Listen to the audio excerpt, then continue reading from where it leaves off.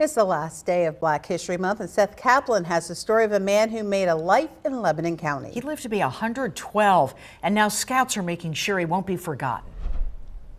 Joseph Johns was a runaway slave. And this is David Matterness. He's known as Ranger Dave.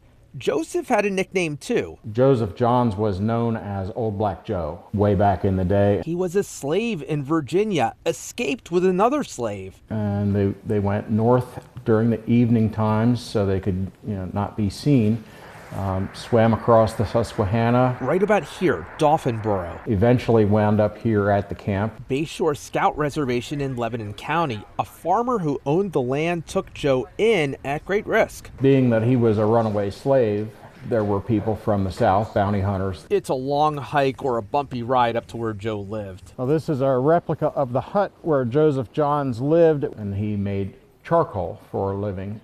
Among other things, and just kind of blended into the community. But lived here, a hut the scouts rebuilt and maintained. It's honoring his memory, it's honoring the spirit of who he was, because he truly was self-sustaining, he was trustworthy. That's not his original home, but that's the last known site where he lived. For decades, he lived here and other sites right around here, but just as interesting as the story of the places where he lived is the one about where he's buried. Probably no cemeteries in the county at that time that would accept a black person to be buried in that cemetery. Or almost no cemeteries. He was a member of the Moonshine Church. He attended there, and when he died, that cemetery allowed him to be buried there. Not just allowed him. The local people took up a collection, and there was actually a surplus of money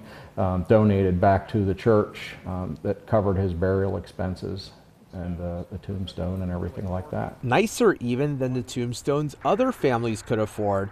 Oh, and as for that nickname? When we put a monument out by our gateway, it had to reference him by his proper name only. But they heard from predominantly African American scout troops. They said, no, that's how he was known. That's his name.